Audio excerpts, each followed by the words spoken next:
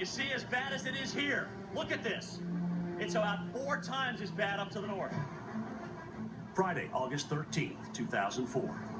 Hurricane Charley, a Cat 4 mighty might, blasts the southwest Florida coastline with winds up to 150 miles per hour. The very unusual attribute of Charley was the size of the eye.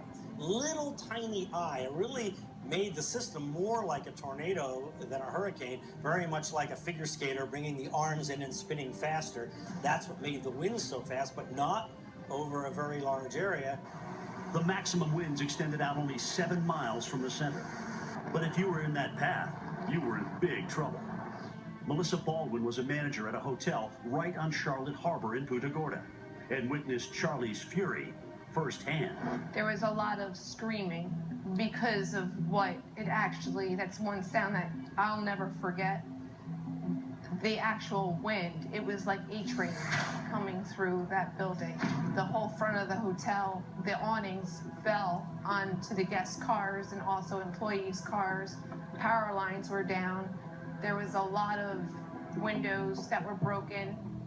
The experience left Baldwin unable to speak for 2 weeks after the hurricane. We built our top 10 list on the strength of the storm and the cost of the storm. In modern times, we haven't had many Category 4 storms coming ashore. Because we have that confluence of cost and strength, it just edged into the top 10, just past many great hurricanes of the past. After landfall, Charley continued to wreak havoc as it traversed the central Florida peninsula, going over Orlando and maintaining hurricane intensity as the center moved off the northeast coast near Daytona Beach. Damage in the U.S. was estimated around $15 billion. Punta Gorda was ground zero for Charley. That's where experienced storm chaser Jim Edds found himself as it was barreling in with nowhere to hide. I settled on the downwind side of an eye doctor's office, and it was all mayhem. It was like somebody taking the town and sending it through a big grinder and then blowing it right by me. The first real scary moment is a big old piece of sheet metal comes flying overhead and crashes in the building across the street. I'm going like, wow, you don't want to get out in that, because if you went out into that, you were going to get hit by something and you were going to die.